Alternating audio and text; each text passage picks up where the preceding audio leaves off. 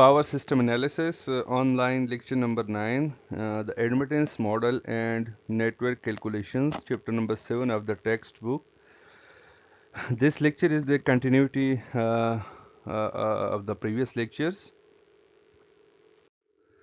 The contents of this today's lecture is, first of all, we will look at the method of successive elimination along with node elimination, और उसको हम cron या cron reduction भी कहते हैं. ठीक है.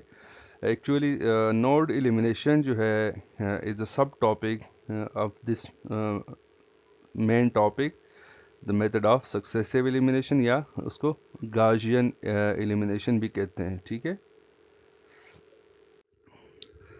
So, first of all, we will look at the method of successive elimination.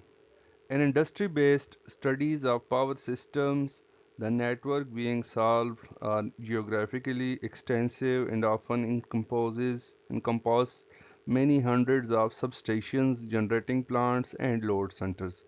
ठीक है. जिस तरह आपको समझ आ गई होगी कि प्रैक्टिकली जो हमारे पास पावर सिस्टम का नेटवर्क होता है वो बहुत ही एक्सटेंसिव होता है. उसमें hundreds of thousands of nodes हो सकते हैं. ठीक है. वहाँ पे जनरेटिंग स्टेशंस होते हैं, लोड सेंटर्स होते हैं, ट्रांसमिशन लाइंस होते हैं. ठीक है. तो द वाई बस matrices for these large networks of thousands of node have associated systems of nodal equations to be solved for a correspondingly large number of unknown bus voltages. अभी तक जितना भी हमने पढ़ा है इस चैप्टर के अंदर, हमने वाई बस बनाना सीखा है. ठीक है. एडमिटेंस मैट्रिक्स जिसको कहते हैं, और उसके साथ रिलेटेड होते हैं node voltages V1, V2, V3, V3, V4. ठीक है. रिस्पेक्टिवली जितने भी नोड्स होते हैं, और सिमिलरली करंट की इंजेक्शन जहाँ जिन जिन नोड्स के ऊपर हो रही होती है, तो इन तीनों का रिलेशन हमने देखा था कि I is equal to Y into V. तो वाई बस जो है या वाई जो है एडमिटेंस मैट्रिक्स. ठीक है. अगर नोड्स ज़्यादा हैं तो साइमल्टेनियस इक्वेशंस बहुत ही ज़्यादा बनेंगे. ठीक है. तो इस तरह सोल्यूशन मुश्किल हो जाती है. For such solutions computer based numerical techniques are required to avoid direct matrix inversion. ठीक है. हमने पढ़ा था कि y is equal to 1/z, क्योंकि एक तो यहाँ पे इन्वर्जन आ गई. फिर अगर हम उसको साइमल्टेनियस इक्वेशन की सोल्यूशन की तरफ जाते हैं, तो अगर ज़्यादा मैट्रिक्स जो है इन क्रॉस एन है और इन बहुत ज़्यादा कोई वैल्यू है, ठीक है, 100 नोड्स हैं फॉर एग्जांपल, तो वहाँ पे जब इन्वर्जन आ जाती है तो काफ़ी कॉम्प्लेक्स प्रोसेस बन जाता है. तो इस वजह से कंप्यूटर बेस्ड न्यूमेरिकल टेक्निक्स की तरफ जाना पड़ता है, thereby minimising computational effort. एक मतलब ये है कि वहाँ पे क्विकली प्रोसेस हो जाए और ज़्यादा कंप्यूटेशन रिक्वायर्ड ना हो. एंड कंप्यूटर स्टोरेज, ठीक है, ज़्यादा वैल्यूज होंगी तो स्टोरेज में रखते जाएंगे और आखिर जब सोल्यूशन पे पहुँचेंगे तो बहुत ज़्यादा स्टोरेज यूज़ हो चुकी होगी. इस वजह से to avoid all these things the method of successive elimination called Gaussian elimination underlies यानी ये many of the numerical methods, यानी serves is a basis for many of the numerical methods solving the equations of such large scale power systems. So, we now describe this method using the nodal equations of the 4-bus system, जिसको हम पहले पढ़ चुके हैं. I is equal to V and to Y. अगर 4-bus system है तो N is equal to 4. हमारे पास 4 क्रॉस 4 या N क्रॉस N Y बस बनेगी. ठीक है.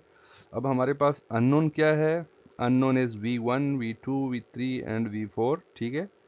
The four unknowns are the bus voltages V1 up to V4.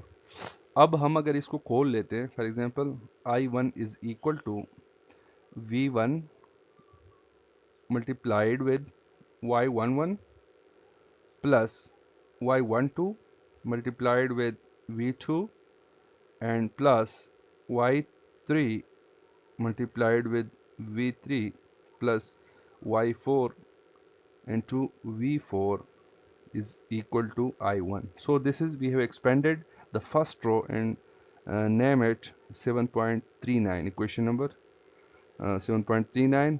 और इसी तरह हम चारों जो रोज हैं उनको एक्सपेंड करते हैं. Similarly I2 will become 7.40. ठीक है. यहाँ पे आप देख सकते हैं just a multiplication of the admittance with the voltage, node voltage. Similarly, for I3 it is become 7.1441 and for I4 it becomes 7.42. लेकिन यहाँ पे ठीक है, कोई न्यूमेरिकल वैल्यूज़ नहीं है, एक जनरलाइज्ड हम मेथड की तरफ जा रहे हैं कि the method of successive elimination में हम कैसे एलिमिनेट करते हैं वेरिएबल्स को टू गेट द अननोन बस voltages V1, V2, V3 and V4 को कैसे फाइंड आउट करें हम, ठीक है।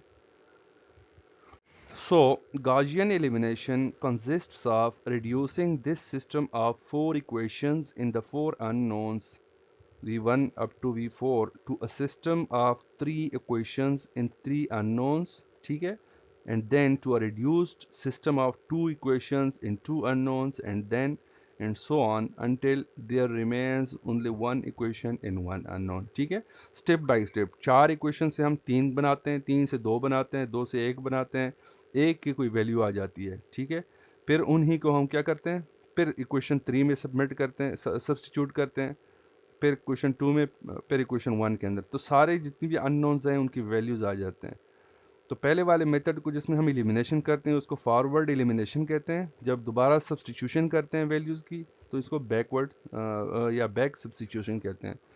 The final equation yields a value for the corresponding unknown, ठीक है। फॉर एग्जांपल सबसे पहले हमारे पास V4 की वैल्यू कोई आ जाएगी which is then substituted back in the reduced sets of equations to calculate the remaining unknown। इस तरह V3 में पुट करेंगे, V3 की वैल्यू आ जाएगी, V2 वाली इक्वेशन से V2 की value, similarly from the equation 7.39 और V1 इक्वेशन हमारे पास V1 की वैल्यू आ जाएगी। The successive elimination of unknowns in the forward direction is called forward elimination and the substitution process दोबारा से जब हम इसको सब्स्टिट्यूट करते हैं, फॉर एग्जांपल V4 की वैल्यू आ गई, V3 की इक्वेशन में पुट करेंगे, फिर V2 में इस तरह P, फिर V1 में, तो that is called back substitution. Forward elimination begins bye selecting one equation. For example हम V1 की इक्वेशन को 7.39 को सेलेक्ट करते हैं and eliminating from this equation one variable whose coefficient is called the pivot, ठीक है। pivot उसको कहते हैं, ठीक है, जिसके कोएफिशिएंट को we exemplify the overall procedure by first eliminating V1 from equation 7.39 through 7.42 as follows, ठीक है। अब सारे जितनी भी हमने बातें की कि हमारे पास चार अननोन्स हैं V1 अप टू V4, हमारे पास चार इक्वेशंस है, हम कैसे फॉरवर्ड एलिमिनेशन करते हैं, उसके बाद बैकवर्ड सब्स्टिट्यूशन पे आते हैं। सबसे पहले हम इसमें एग्जाम्प्लीफाई करेंगे नेक्स्ट स्लाइड से, और उसके बाद फिर एग्जाम्पल 7.7 है, उसमें कोई न्यूमेरिकल वैल्यूज़ के थ्रू उसकी डिमॉन्स्ट्रेशन है। सो स्टेप 1 के अंदर हम क्या करते हैं, दिस इज़ इक्वेशन 7.39, वही जिसको हमने एक्सपेंड किया था फर्स्ट रो को, ठीक है। अब करना क्या है, divide equation 7.39 by the pivot y11 to obtain, चूँकि हमें V1 चाहिए, तो ठीक है, तो इन सारे टर्म्स को हम डिवाइड करेंगे बाय y11, तो ये कैंसल आउट हो जाएंगे, ठीक है, ऊपर वाला नीचे वाले के साथ सिर्फ V1 रह जाएगी। सिमिलरली यहाँ पे V1 और y12 डिवाइड बाई y11 आ जाएगी। सिमिलरली यहाँ पे y13 divide by y11 and y14 divide by y11, और यहाँ पे I1 डिवाइडेड बाई y11। तो ये इक्वेशन बन गए और इसको we name it 7.43।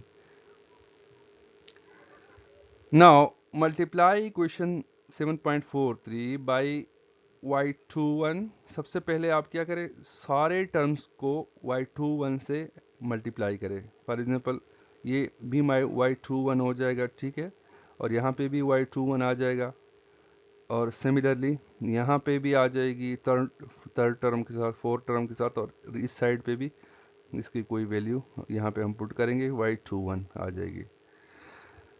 And then subtract the results from equation 7.4, फिर इस इक्वेशन को 7.4 से माइनस करेंगे, तो वहाँ पे v2 को अगर हम कॉमन लें, y22 minus y21 divide into y12 divide by y11, यानी ये वाला टर्म आ जाएगा। और यहाँ पे वहाँ पे y22 भी था, ठीक है, तो उससे माइनस कर रहे हैं, इस वजह से यहाँ पे v2 को जब कॉमन लिया तो सिर्फ y22 रह जाएगा, प्लस दूसरा टर्म यहाँ पे आ जाएगा विद v3 और v4, और इस तरह 7.44 इक्वेशन बन जाएगी। ठीक है, सिमिलरली अब ऊपर वाले 7.343 इक्वेशन को मल्टीप्लाई करें दोबारा y31 से। ठीक है, अब यही ओरिजिनल इक्वेशन ले v1 के साथ, y31 आ जाएगा, y12 into y31 divide by y11 आ जाएगा, और यहाँ पे y31 divide by y11 into v3 आ जाएगा, यहाँ पे y14 into y31 divide by y11 into v4 is equal to इस तरह y31 divide by y11 into i1 आ जाएगा। तो उसको फिर सब्ट्रैक्ट करें इक्वेशन 7.41 से। ठीक है, इन्होंने डायरेक्ट लिखा है इसलिए मैं इसको एक्सप्लेन कर रहा हूँ ताकि आप कंफ्यूज ना हो। पहले इसको मल्टीप्लाई करें, फिर माइनस करें फ्रॉम 7.40, फिर y31 को मल्टीप्लाई करें माइनस इट फ्रॉम 7.41, तो इक्वेशन हमारे पास बनेगी 7.45, इक्वेशन नंबर 7.45। और थर्ड स्टेप के अंदर y41 मल्टीप्लाई करें with equation 7.43 and then minus या subtract this equation from 7.42, we will get equation 7.46।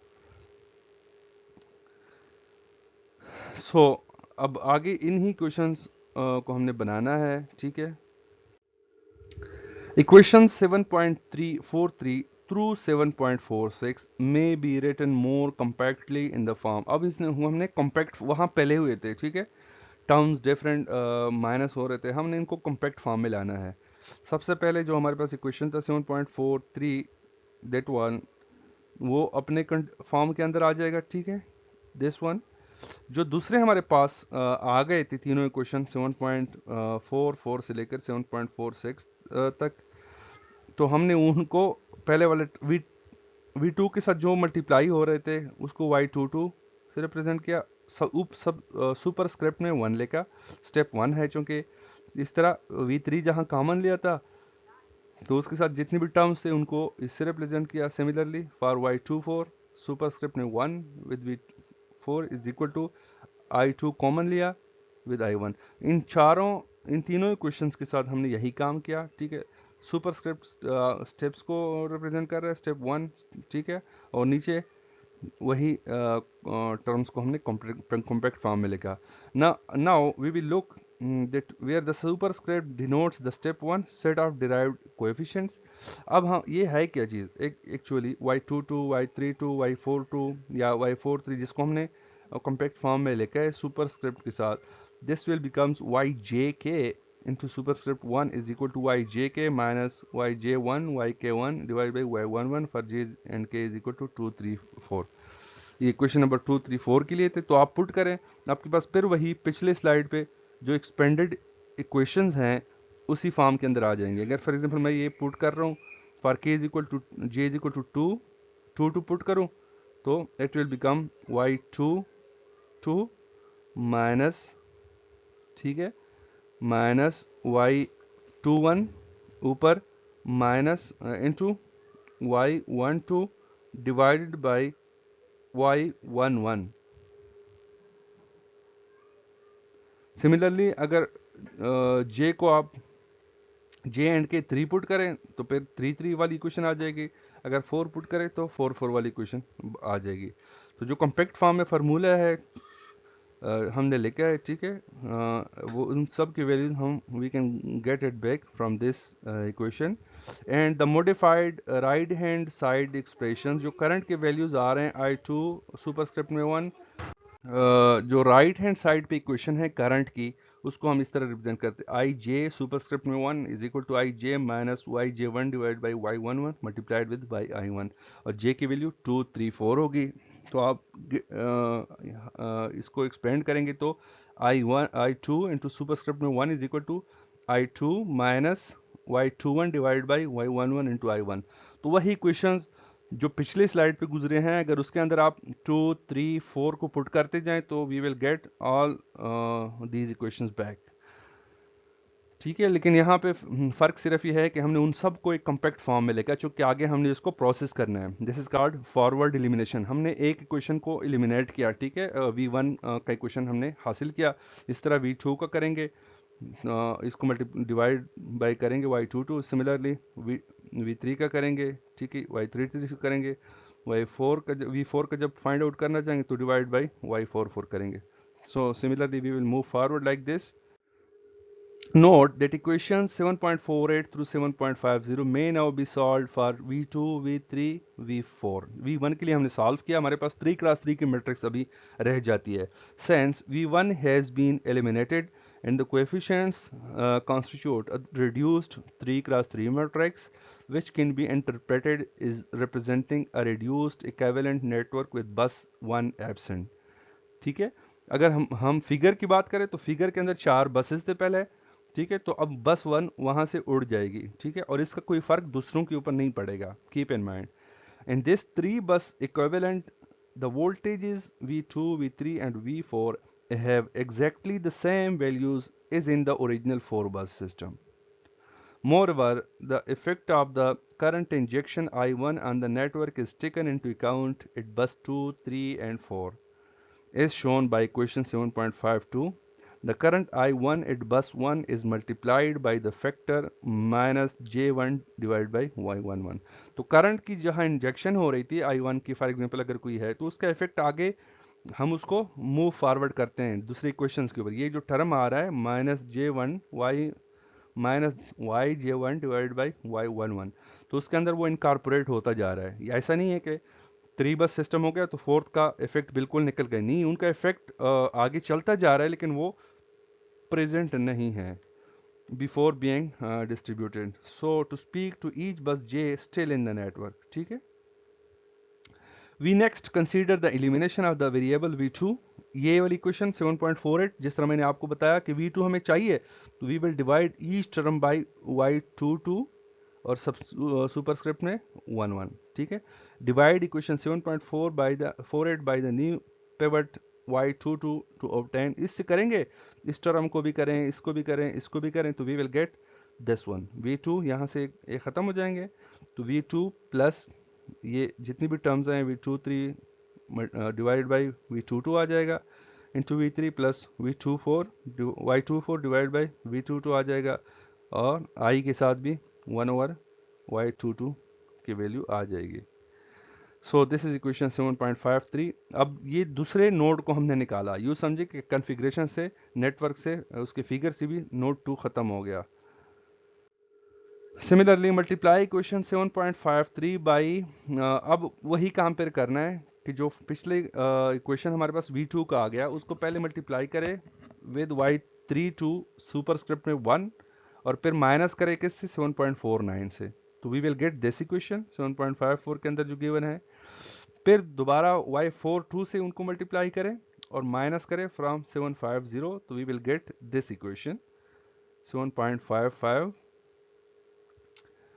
You can do it manually, मैं कर चुका हूँ, ठीक है, ऑल दीज आर करेक्ट, कोई इसमें कंफ्यूजन नहीं है। अगर आप खोल लेंगे इन सारी इक्वेशंस को तो we will get all these equations. So in a manner similar to that of step 1, we rewrite equation 7.53 through 7, ये दो equations और पिछले स्लाइड पे जो लास्ट वाला इक्वेशन आया था इन द फॉर्म, हम उसको फिर उसकी फॉर्म में ले आएंगे, ठीक है। Y2 plus Y23 divide by Y2 उस इक्वेशन को लिखा, ठीक है, लेकिन बाकी दो को कॉम्पैक्ट फॉर्म में लिखा। फिर देखिए कॉम्पैक्शन क्या बनेगी, लेकिन यहाँ पे 2 है, स्टेप 2 की कॉम्पैक्शन है। सो स्टेप 2 की कॉम्पैक्शन में ये आ गई, लेकिन ये value it is equal to this value, ठीक है, एक्चुअली। और इसी तरह Y34 है तो Y34 बराबर है इस इक्वेशन, इस टर्म के, और I3 इंटू 2 लिखा है तो it is equal to this I term, ये पूरे टर्म के, ठीक है। सिमिलरली 4 इक्वेशन में 4 3 किसके बराबर है, इसके बराबर है, और 4 4 बराबर है इसका, और current I4 in step 2 is equal to this value. Now आप जनरलाइज कर सकते हैं कि जे और के की टर्म में अगर हम लिखना चाहें तो इसको कैसे जनरलाइज फॉर्म में लिखेंगे for step 2. You can see where the second set of calculated coefficients is given by yjk in step 2 is equal to yjk in step 1 minus yj2 और j की वैल्यू है 3 एंड 4. क्योंकि 3 steps हमारे पास 3 and 4 very V3 और V4 रह गए तो इस वजह से हम सिर्फ 3 और 4 की वैल्यू J और K की लेंगे. और सिमिलरली करंट की जो इक्वेशन बन गई थी राइट हैंड साइड पे in the net currents injected it bus 3 and 4 are उसकी वैल्यू इस इक्वेशन के बराबर आएगी for J is equal to 3 and 4. Equation 7.57 and 7.58 describes a further reduced equivalent network. दो नोड्स निकल गए, दो नोड्स रह गए हमारे पास. हम फॉरवर्ड एलिमिनेशन कर रहे हैं, ठीक है. y11 y22 निकल गए हैं बाकी, जिससे हमारे पास v1 और v2 की क्वेश्चंस आ गए. अब हमने गेट करना है v3 की क्वेश्चन, फिर v4 का करना है, फिर बैक सब्स्टिट्यूशन पे आते हैं. Having only buses 3 and 4. अगर आप इसका फिगर भी ड्रा करेंगे तो 1 और 2 के नोड्स नहीं होंगे वहाँ पे, उसका इफेक्ट आ रहा होगा, ठीक है. एग्जाम्पल के अंदर 7.7 में यही चीज़ डिस्कस्ड है. Voltages V3 and V4 are exactly the same as those of the original 4-bus network because the current injections I3 and I4 represent the effects of all the original current sources. ऐसा नहीं है कि इसका effect हम नहीं ले रहे, वही बात है, इफेक्ट इसका आगे डिस्ट्रीब्यूट होता जा रहा है. हम सिर्फ नोड्स को सिंप्लीफाई कर रहे हैं, उसको निकाल रहे हैं, एलिमिनेट कर रहे हैं, लेकिन उसका इफेक्ट ले रहे हैं पूरे सिस्टम के अंदर. We now consider elimination of the variable V3.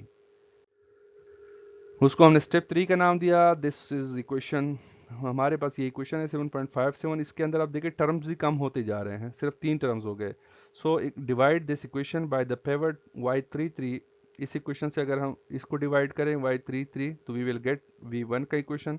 Similarly इसको भी डिवाइड करें y33 से और इसको भी y33 से डिवाइड करें तो ये कट आउट हो जाएंगे. We will get v3 plus V34 in step 2 divided by V33 into V4 is equal to I3 into 2 divided by Y33. और इसको 7.161 का नाम दिया इक्वेशन.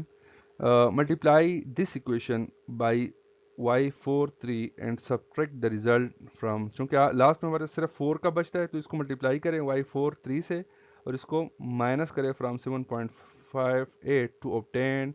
अब हमारे पास 3 स्टेप्स के अंदर इक्वेशन आ गई. y44 into v4 is equal to i4 into 3. Superscript में 3 है. This is equation 7.62 in which we have defined. अब यहाँ पे क्या फिर वही कॉम्पैक्ट फॉर्म में डिफिनेशन कैसे आएगी. y44 की वैल्यू क्या है, सुपरस्क्रिप्ट में 3 है, it is equal to this one. And current की वैल्यू क्या होगी, it is this one. Equation 7.62 describes the single equivalent branch admittance y44 into 3 with voltage V4 from bus 4 to reference caused by the equivalent injected current I4 into 3. The final step in the forward elimination process yields V4. अभी देखें अब काम आसान हो गया, हमारे पास एक ही variable रह गया तो इससे हम V4 निकाल सकते हैं. In step 4, this was the equation in the last slide, 7.62 y44 into superscript में 3 है into v4 is equal to i4 into 3. तो इसको हम जब गेट करेंगे तो we will divide this all terms by y44. तो हमारे पास ये कट आउट हो जाएंगे, सिर्फ v4 रह जाएगी. Similarly here will be y44. तो इस इक्वेशन को सिंप्लीफाइड फॉर्म में 7.64 के अंदर रिप्रेजेंट किया गया. This is the equation. V4 की वैल्यू आ गई तो हमारा फॉरवर्ड एलिमिनेशन का जो काम था वो ख़त्म हो गया इस पॉइंट के ऊपर, क्योंकि सारे हमारे पास वेरिएबल्स की इक्वेशंस आ गई. At this point we have found a value for the bus voltage V4 which can be substituted back. अब शुरू होती है back substitution. in equation 6.1 to obtain a value for V3. सबसे पहले इससे नेक्स्ट वाला जो इक्वेशन है उस पर हम पुट करेंगे, V3 की वैल्यू आ जाएगी. Continuing this process of back substitution using the values of V3 and V4 की जब आ गई तो आप 7.6 में पुट करें इन दोनों की इक्वेशन वैल्यूज तो we will obtain V2. और V2 को obtain करने के बाद जब हम इन तीनों के वैल्यूज पुट करेंगे 7.47 में, तो we will get the value of V1. So चारों अननोन के लिए हमारे पास from V1 up to V4 we will be able to find the values of all these unknown bus voltages.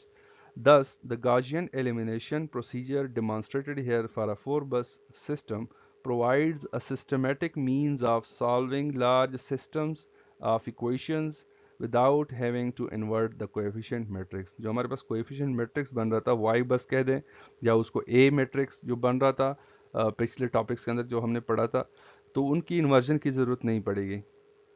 This is most desirable when a large scale power system is being analyzed. जाहिर बात है, जब system बढ़ेगा, nodes बढ़ेंगे, तो वहाँ पे this is more effective.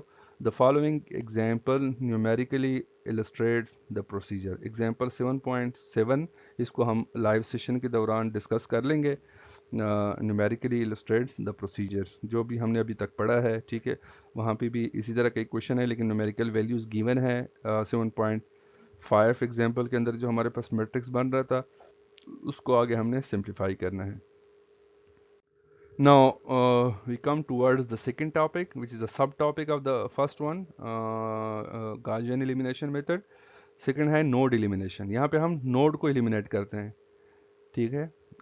इसको क्रॉन रिडक्शन भी कहते हैं because of the other name, ठीक है, जिन्होंने फर्स्ट इस पे काम किया था. सो इन node elimination section 7.4. So section 7.6 shows that Gaussian elimination removes the need for matrix inversion when solving the nodal equations of a large-scale power system. At the same time, it is also shown that elimination of variables is identical to network reduction since it leads to a sequence of reduced order network equivalents by node elimination at each step. This may be important in analyzing a large interconnected power system if there is a special interest in the voltages at only some of the buses of the overall system. Book के अंदर example है कि अगर दो companies आपस में operate कर रहे हैं, तो ठीक है, वहाँ पे हंड्रेड्स ऑफ नोड्स हैं, तो जो कंपनी अपने नोड्स में इंटरेस्टेड है, फॉर एग्जांपल, तो सिर्फ उन्हीं नोड्स के ऊपर ये अपने वेरिएबल्स को फाइंड आउट कर सकते हैं, वोल्टेजेस को फाइंड आउट कर सकते हैं उन्हीं नोड को कंसीडर करके.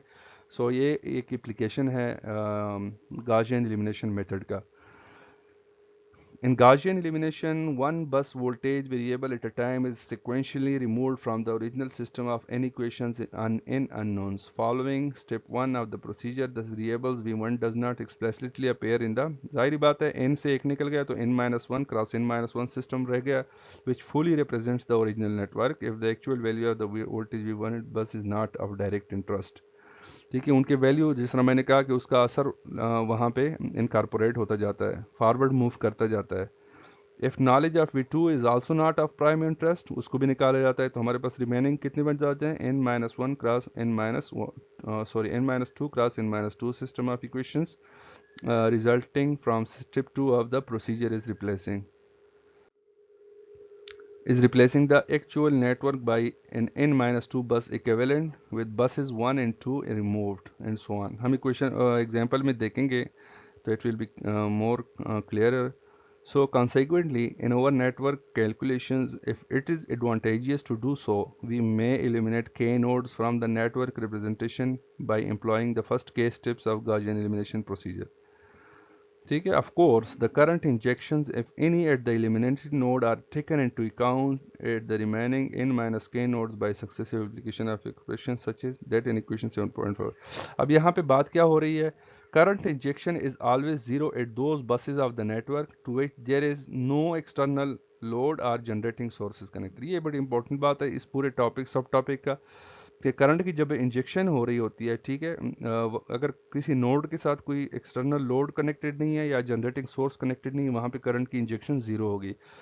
पिछले जितनी भी एग्जांपल गुजरे हैं 7.5, 4, 3 वगैरह में, वहाँ पे आपने देख रहे थे कि सिर्फ दो बसेस के ऊपर करंट की इंजेक्शन है, I3 और I4, यानी 4 और 3 बसेस के ऊपर इंजेक्शन थी, बाकी 1, 2 के ऊपर करंट की इंजेक्शन नहीं थी, वहाँ ज़ीरो वैल्यू ले रहे थे.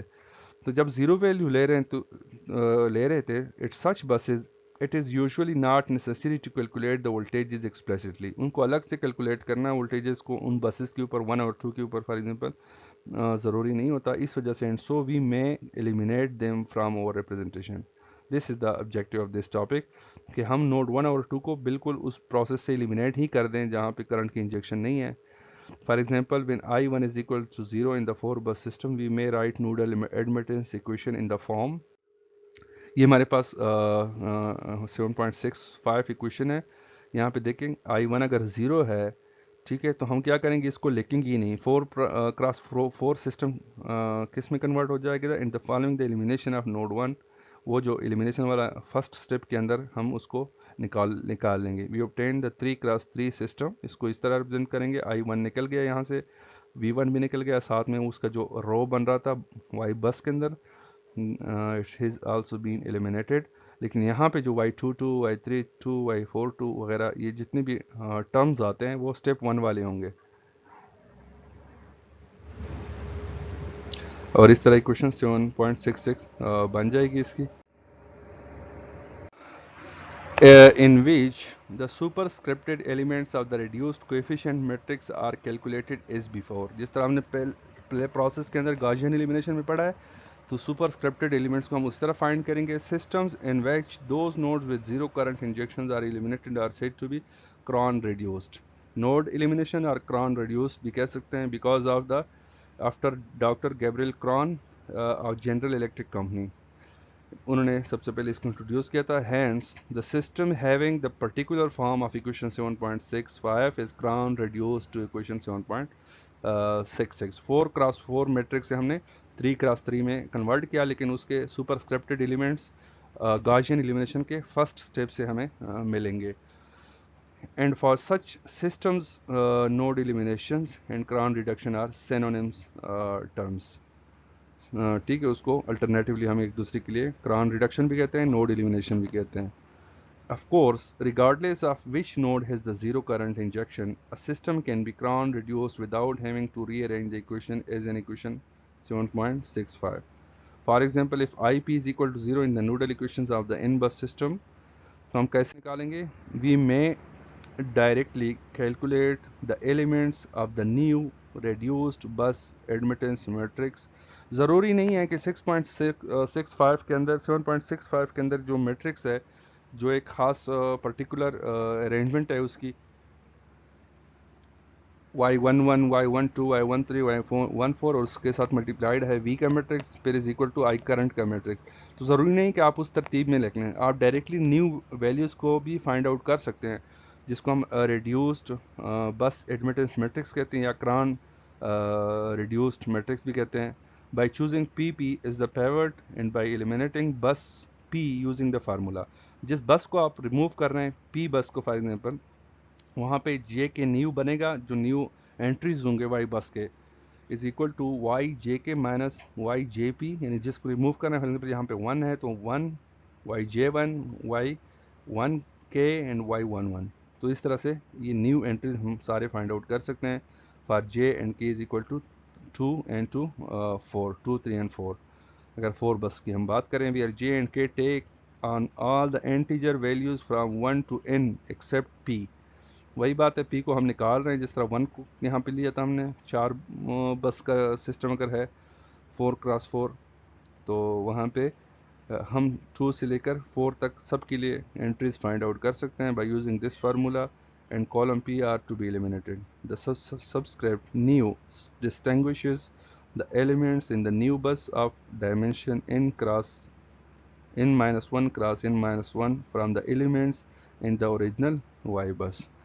ज़ाहिर बात है कि ये न्यू इसलिए लेकर गया है ताकि हम उसको डिस्टिंग्विश कर सकें फ्रॉम जो n-1 क्रॉस n-1 जो रिड्यूस्ड मैट्रिक्स आ गया है, उसको ओरिजिनल वाई बस से उसको डिस्टिंग्विश कर सकें। इसी के ऊपर एग्जांपल है, example 7.8 demonstrates the node elimination और क्रॉन रिडक्शन मेथड। इसको भी हम लाइव सेशन के दौरान डिस्कस करेंगे, और इससे आपको पता चलेगा कि हम कैसे निकाल सकते हैं उन नोड्स को जहाँ पे करंट की इंजेक्शन ज़ीरो हो रही है। डायरेक्टली हम वाई न्यू जो है कैसे फाइंड आउट करते हैं। So this was all about today's lecture. और आज का लेक्चर ज़ाहिर बात है हमारे course book power system analysis bye Stevenson से प्रिपेयर्ड है। So thank you very much for the attention.